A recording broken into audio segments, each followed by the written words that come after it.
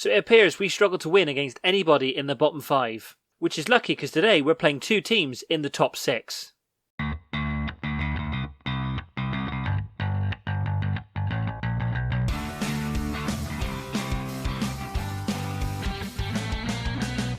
Hey guys, and welcome to episode 40 of One Team, One Dream, Into the Woods. My name is James, and on today's episode we have back-to-back home games as we face fellow playoff chasers Rochdale and Wycombe, which, with only about half a dozen games to go to the end of the season, are 2 massive games. Now, since you were last with me, if we look at the scheduled list, so Swindon and Barrow were the 2 games on the last episode. We went on a nice little run after that. We beat Liverpool under 23s in the league trophy. We then beat Scunthorpe and Northampton in back-to-back games. This was a massive game. I kind of wish I'd had this on an episode, as this is now, I think, our 3rd year, I think, in League 2. I didn't really want to drag this season out any longer than it had to be, but that was a massive game. We then beat Northampton 3-0. However, things started to get a bit shaky. We lost, maybe understandably, to Man United under 23s in the league trophy. Not that concerned about that. I'd happily drop out of that trophy to get promoted this season. However, we took that form into the league. Unfortunately, we lost against Port Vale, who are 20th in the table. We then, though, beat Bolton and Accrington, 2 other teams who are struggling around in relegation, but then lost to 3-0 at home to Crawley. But forget the bottom 5. Today we face Rochdale in 6th and Wycombe in 4th. And if we look at the league table, we are sandwiched between the 2. Just 1 point behind Grimsby, who we have a better goal difference on. 1 point behind Wycombe, and goal difference separates us and Rochdale. One last piece of news before we continue. I have already set up my first transfer for the summer, and it's an important one. We'll be bringing in Connor Masterson, a 25-year-old Irish centre-back from Portsmouth, guy who's been scouting for a little while, has a 91 scout rating, 3.5-star current ability, 4.5-star potential ability. How much more of that 4.5-star he's actually going to get out of him at 25 is we'll see. But he is still a pretty good defender. He's played 16 games for them this season. He's obviously not part of their first team plans. So we have managed to price him away. It is going to cost us 50 Gs, but Connor is going to come in as a 3rd option centre-back to give some really good competition to the back 2. So we've now got 3 good central defenders to hopefully be taking us into League 1 if we so get there this season. He'll be coming in at the beginning of June. So it's something definitely looked forward to. We've still got £97,000 in the kitty and a little bit of wage budget. I'll better have a little bit of a play with that to try and fill in some of the other gaps in the squad. So without further ado, let's get into the first match of today's episode. I think going to a balanced mentality makes a lot of sense. I will take my assistant's advice with that one as we face Rochdale at home in the first of 2 home games today. And this is a team that is going to be facing Rochdale in the first of today's 2 fixtures. We have Huddart in goal, a back 4 of Devine, Thomas, Kirk and Alabiosu. Thompson comes in for Ben Tricker, who is really struggling with fitness at the back end of this season. Kirk is also struggling for fitness, and so I don't necessarily want both of them on the back with the risk of either of them getting injured. So Tricker is going to be on the bench for at least the start of this game, preparing him for the Wycombe game afterwards. We then have Rossiter comes in for Andy in the defensive midfield role to try something a little bit different there at the back. Adebayo and Mundo in central midfield. Robson sits behind Yeats and Taylor Crossdale as the front 2, who combined together this season have scored 50 goals. If we don't go up this season, there is no way we can blame our strikers. It is going to be all about our defensive frailties because they have been on form this season, and Yeats is rapidly catching up with Taylor Crossdale. Fagan does drop down to the bench, he's scored a dozen or so goals himself this season, but I feel the 2 we've got on the field at the moment are the 2 guys in form. Right, let's get into this game. It is going to be vital that we get at least a point from both of these games to keep us in the playoffs, but we need more points if we want to be trying pushing for those automatic promotion spots. Go out there, give the fans a display. Over 2,000 fans in the stadium today to see these 2 teams play, and Rochdale have a highlight straight away. Kirk manages to clear it though to Taylor Crossdale. Can we draw blood early? Robson though, poor pass from Taylor Crossdale to Robson. Robson loses the ball. Jones now comes forward for Rochdale. Edwards is in loads of space. Out to Matheson, I think that is. Chips it into the centre to Dobbin. Dobbin all the time in the world. Matheson tries to put it back in again. Luckily, the ball gets deflected out for a Rochdale corner. And now a couple minutes later, we have a highlight this time. Devine with the throw-in doesn't manage to get to a player, and Edwards wins the ball back. Rochdale are now going to counter-attack, coming forward with Dobbin. This has all come from an attacking throw-in from us in their half. Edwards try and take the ball past. Not sure who that is out on the far side, but Matheson with the ball now to Morley. Chips into the centre to Humphreys. Ball goes over the top. Luckily, they don't manage to punish us there. Devine has picked up a knock. Didn't quite see the save. I think you just take him off or not, whether he can continue. But we have a highlight here with Huddart. Chip the ball forward to Robson. Robson puts it through to Mundle. He goes into the penalty area. Is he going to take a shot? Tries to. The ball is blocked and out for a throw-in. Right, it says that Devine should be able to play through that injury. So we're going to keep an eye on that for the time being. And maybe take him off at half-time if we need to. We have a corner here with Devine taking the corner. Couldn't get past the first man. Kirk manages to collect the ball though. Needs to turn to Robson. To Mundle. We need to rebuild again. To Rossiter. To Taylor Crossdale. To Robson. Nice little passing around. Back to Mundle. To Rossiter. We need to make something. Robson through to Yeats. Yeats goes to put it past the goalkeeper. Needs to get that on target. Whether the goalkeeper that got onto it, I'm not sure if he had been on target, but he should have got it on target nonetheless. We have another highlight from a goal kick with Huddart. Ball through to Yeats. Yeats, unfortunately, doesn't manage to get the ball, but Adebayo manages to win the ball back. To Mundle. To Rossiter. To Mundle. To Robson.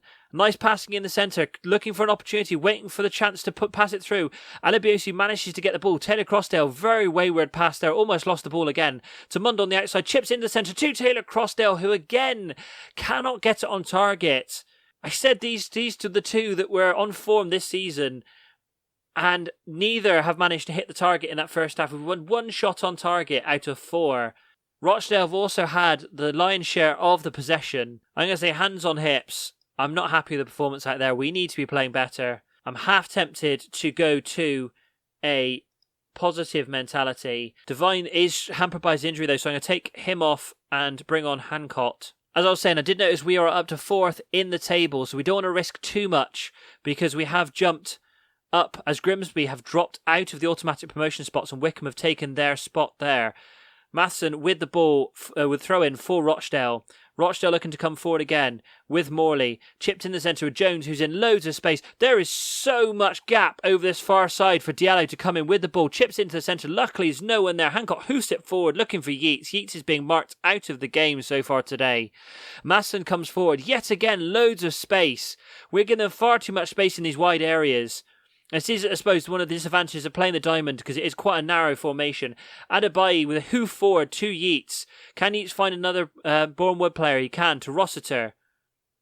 Our chance now to try and build something from the back. Robson chips it forward for Taylor Crossdale. Is in the penalty area. Goes to take a shot. It is weak. That is not like Crossdale normally. Crossdale, you'd expect that to slot it in the far corner. But neither have really been on form today. And we're coming up to the 60-minute mark. We've got another highlight just on the here now, so I'm just going to wait to make some substitutions. Thompson with the defensive free kick. Chips into the penalty area, easily cleared by Jones. Thompson has a second opportunity. Chips it in again. This time Yeats is free. Yeats on the volley for his 22nd goal of the season. What an assist by Thompson as well from the back. Disappointing free kick the first time round, cleared by Jones for Rochdale. Thompson collects the ball, didn't look discouraged, chipped it forward. Yeats loses his man and on the volley smashes it through the Rochdale goalkeeper. He had to dive out of the way to avoid it, which probably is not the best idea from a goalkeeper, but that puts us 1-0 up and definitely changes the face of this game. I think moving to a positive mentality has given us a second wind in this second half. We have a couple of tired legs though, so I think we may have to look at making some changes. Rossiter isn't doing much, but he's not necessarily doing much damage either, and we've got substitutions could probably be made elsewhere. Robson is playing very well though, but is also struggling. I think what I might do is let's put Rossiter in the Carolero role. Let's take off Adebayo. Let's bring on Andy to sit back in that ball-winning midfield role. As a final substitution, I'm going to bring on McNeef, put him in the spot instead of Mundle, take Mundle off. Just as an opportunity to freshen up that central midfield and hopefully be able to control and see this game out now. But Thompson has another free kick. This time goes short to Rossiter. To Robson, tries to find Yeats. Poor pass by Robson there. He's supposed to be having a good game, but that wasn't a very good pass. Rossiter with the ball now. Through to Yeats. Yeats is through again. And yet again, Yeats misses the target. You'd hope after he scored that first one that he'd get a taste for it. But yet again, another shot goes wide. And with 10 minutes left to play, I think we need to do a little bit of a shout. Let's encourage the players. See if we can try and see out this game now. I'm half tempted to drop back to a balanced mentality, but we've controlled so much of this second half thanks to moving up to a positive mentality. But it looks like in injury time, we're going to get away with a 1-0 win. Wycombe are now up to second in the table. It is so close in this top 6 at the moment, but we have done it. We have got the first win on this episode that we wanted. Outstretched arms. A good win, boys. Well done. Let's have a look how that leaves us in League 2. We are up to 4th place on equal points with Scunthorpe in 3rd. Only goal difference is separating us. We are now we're still 5 points behind Southend, but only a point now behind 2nd. And Grimsby have dropped down. Rochdale have dropped right down to 7th as well. They're now 3 points behind us with that win. But for how close this is, you've got to look down as far as Yeovil on 60 points and say they're only 7 points off of 2nd. This is going to go right down to the final day. I can see it now. Right, Devine has a damaged foot. He's out for 2 to 5 weeks. I mean, do I give him an injection? There's 5 games left after this. He may be back for the end of the season. If I give him injections, he's out fully. I think I'm going to have to send him to the physio. We got the win against Rochdale. I'll scrape a draw against Wycombe if we have to. He's only out for 2 to 3 weeks, which means he's going to be back in a couple of games. He'll be back for the last couple of games and the last episode of the season. Fingers crossed he's back sooner. Worryingly, the injuries are starting to pile up. Andy is now out for 3 months. He is out for the rest of the season. We will not see him again this season. And with only 2.5-star current ability at 25 years old, I know he's got another year on his contract. And I know he only came in this season. But that might be the end of Andy, I think. His bravery's dropped off a cliff. Some of his stats are starting to drop off already. It won't be long, only be a couple of weeks before his physicals start going as well. Andy may be a short-lived Boreham Wood player. This is getting silly now. This is the 3rd player on this episode that has been injured. Do we actually have a backup for Huddart? I don't even know. We have Armstrong. And he's injured. Right, I'll deal with all that in the background and hopefully have some form of solution when we come back. In other news as well, due to the international break, the Wycombe game has actually been moved. So I'm going to try and play the Shrewsbury game offline, and then I'll go through to the Saturday and play Wycombe. So we play Shrewsbury on the Monday and then Wycombe on the Saturday. Hopefully we won't have any more players injured, and the next time you see me will be the Wycombe game. With all the league news and the player injuries, I completely forgot the fact that obviously it is March, and so we have the annual youth intake. Although, to be fair, it's not much to shout about. Best option seems to be Mohamed, who is a 16-year-old Cameroonian goalkeeper. If I'm honest, he might need to lace his boots up because there's a good chance he could be playing.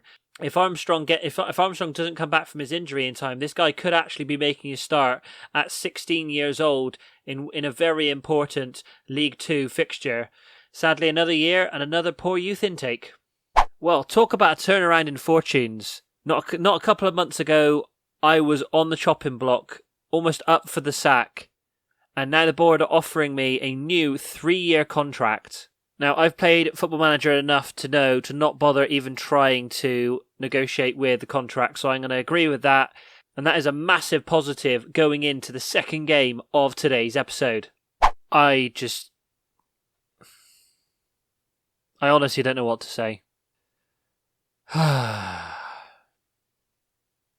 So after all of that, we managed a 2-1 win against Shrewsbury, which sits us 5th in the table, but we do have a game in hand on most of the teams around us except Wycombe, which is the game in hand we play today. In this game, winner goes second, and in our case would end up being 2 points behind Southend, which would put us in a massive spot going into the last couple of games of the season. It says go into this balanced. I'm going to go into this positive.